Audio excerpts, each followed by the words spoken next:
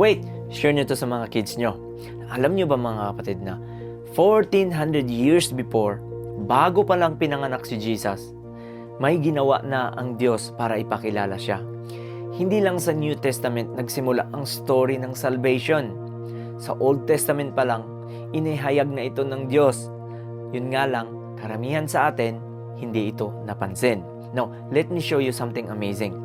Sa Old Testament, may isang leader na pinili ng Diyos. Ang pangalan niya ay Joshua, na kung tawagin sa Hebrew name, Yeshua.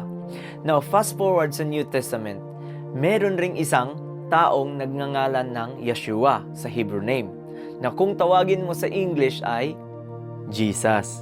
The same name, the same meaning. Yeshua means the Lord saved. In the book of Matthew chapter 1 verse 21 says that the angel said, "You shall call his name Jesus, for he shall save his people from their sin." Hindi ito coincidence. Ito ay revelation. Now, mga kapatid, sa Old Testament, pinangungunahan ni Joshua ang mga tao mula sa wilderness papunta sa promised land. Pero bago sila makarating doon, may problema. May ilog, the Jordan River. Malalim, malakas yung agos, at hindi nila kayang tawirin mag-isa. At dito, nagiging personal ang kwento. Because that river represents something.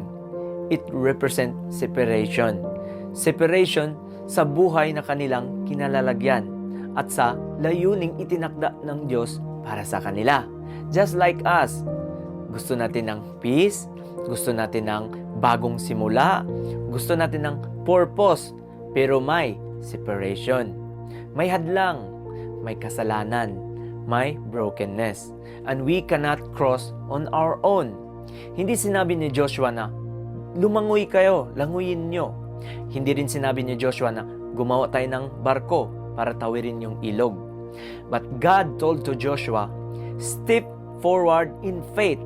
Kaya nung sumunod sila sa utos ng Diyos, agad-agad tumigil yung agos ng tubig.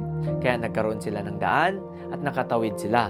Now Joshua, also called in Hebrew name Yeshua, led them into the promised land, into a new life. Now, here comes the gospel. Fast forward sa New Testament, meron pang isang Yeshua. Yan naman ay si Jesus.